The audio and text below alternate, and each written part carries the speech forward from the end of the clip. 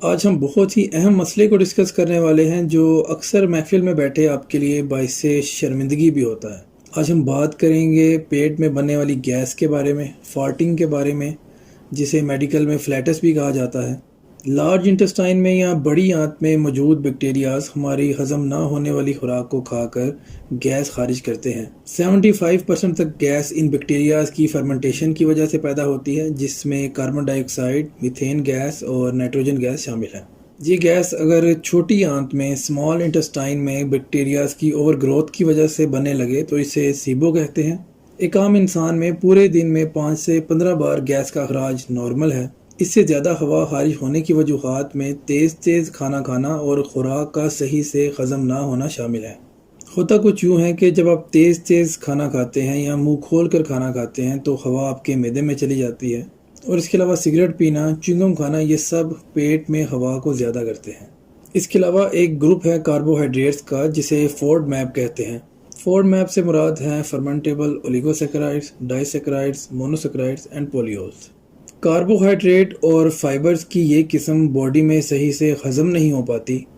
इन Ford map में दालें, लोबिया, ब्रोकली, गोभी, प्याज, ग्लूटेन या खाने में फाइबर का ज़्यादा होना शामिल है। खाने में फैट्स का कम होना ये वजह बनता है गैस की। कुछ लोग लैक्टोज इंटॉलरेंस का शिकार होते हैं, जिसमें दूध, मक्खन, मलाई या दूसरी डेयरी आइटम्स सही से हज़म नहीं हो पाती और फर्मेंटेशन के ज़रिए मैदे में या आपके इंटेस्टाइन में गैस पैदा करती है। और इसकी वजह बॉडी में लैक्टेज एंजाइम, जो दूध को हज़म करता है, उसकी कमी है। लैक्टोज इंटॉलरेंस हमारे हिस्से में और यूरोपियन डिसेंट में बहुत कॉमन है और ज़्यादातर एडल्ट्स लैक्टोज इंटॉलरेंस का शिकार हैं, तो अवॉइड करें दूध से अगर आप में ये सिम्टम्स आ रही हैं। वेजिटेरियंस में जो गोश्त बिल्कुल नहीं खाते, उनमें गैस का मसला बहुत कॉमन है कि सब्जियों में मौजूद फाइबर गट बैक्टीरियाज की फेवरेट खुराक है जो गैस पैदा करते हैं। ये बैक्टीरियाज फाइबर को सिंपल शुगर में तब्दील करते हैं और खुराक के तौर पर इस्तेमाल करते हैं। इस प्रोसेस को फर्मेंटेशन कहते हैं और इसके नतीजे में फ्लैचुलेंस या ब्लोटिंग की वजह बनते हैं। गैस की एक बड़ी वजह स्टमक एसिड का कम होना है, स्पेशली सीबो में। उम्र बढ़ने के साथ साथ स्टमक में एसिड प्रोडक्शन कम हो जाती है और इसके अलावा एंटीबायोटिक लेने से भी गैस का मसला पैदा होता है। एंटीबायोटिक्स लेने से या एंटासिड्स लेने से स्टमक पीएच ऊपर चली जाती है, जो नॉर्मली 3.5 होनी चाहिए, और इसके नतीजे में गैस पैदा होती है। जब पीएच 3.5 से ऊपर चली जाती है तो आपके पैंक्रियाज, लबलबे में, आपके गॉल ब्लैडर यानी पित्ते में एक हार्मोनल इम्बैलेंस होता है, जिससे खुराक सही से हजम नहीं हो पाती और जिसके नतीजे में आप में गैस पैदा होती है। अक्सर देखने में ये भी आया है कि जो लोग कीटो डाइट करते हैं या सैलड या सब्जियां खा रहे होते हैं, उनमें गैस का मसला पैदा होता है। वो सोचते हैं कि जी मैं तो हेल्दी डाइट ले रहा हूँ, तो फिर भी ये इंडाइजेशन की वजह बन रही है, ब्लोटिंग हो रही है, पेट में दर्द उठता है। तो इसमें यही रिकमेंड किया जाता है कि गो स्लोली, बॉडी को वक्त दें नए ईटिंग पैटर्न का आदी होने में। हेल्दी फैट ज़रूर खाएं, nuts, olive oil, fish oil, इन सब को अपनी बैलेंस डाइट में शामिल ज़रूर करें।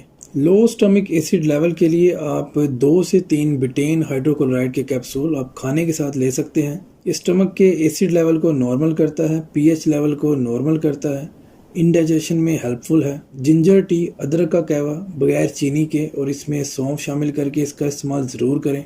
अदरक और सौंफ बाइल और डाइजेस्टिव एंजाइम की प्रोडक्शन को स्टिमुलेट करते हैं, इनके फंक्शन को स्टिमुलेट करते हैं। खाना आसानी से हज़म हो पाता है, एंटी इन्फ्लेमेटरी प्रॉपर्टीज़ रखते हैं, इंटेस्टाइनल मसल्स को रिलैक्स करते हैं, जिसकी वजह से आपका कब्ज़ का मसला हल हो जाता है, स्टूल ईजिली पास हो जाता है। कब्ज़ नहीं होती, स्टूल आसानी से पास हो जाता है, गैस नहीं बनती। देखें, जितनी देर खाना आपके अंदर पड़ा रहेगा उतने ही बैक्टीरियाज बढ़ेंगे, उतनी ही गैस पैदा होगी, लिहाजा कब्ज़ से बचें। इसके अलावा प्रोबायोटिक्स ड्रिंक्स का इस्तेमाल लाजमी करें। प्रोबायोटिक्स ड्रिंक्स गट के गुड बैक्टीरियाज को बढ़ाती हैं और बैड बैक्टीरियाज जो गैस पैदा करते हैं उनकी प्रोडक्शन को कम करती हैं। But again it's not for everyone, do it under clinical supervision. अपने डॉक्टर से पूछकर उसकी एडवाइस से आप ये इस्तेमाल कर सकते हैं। इसके साथ साथ क्वालिटी ऑफ स्लीप को इम्प्रूव करें, क्योंकि क्वालिटी ऑफ स्लीप बेहतर ना होने की वजह से भी गैस का मसला पैदा होता है। स्ट्रेस लेवल बढ़ने से गैस का मसला पैदा होता है। इमोबिलिटी, बैठे रहने से भी गैस का मसला पैदा होता है। एक्सरसाइज ना करने से गैस पैदा होती है। इस वीडियो के लिए इतना ही। अपना और अपने प्यारों का ख्याल रखिए। आपसे मिलते हैं अगली वीडियो में, तब तक के लिए अल्लाह हाफिज़।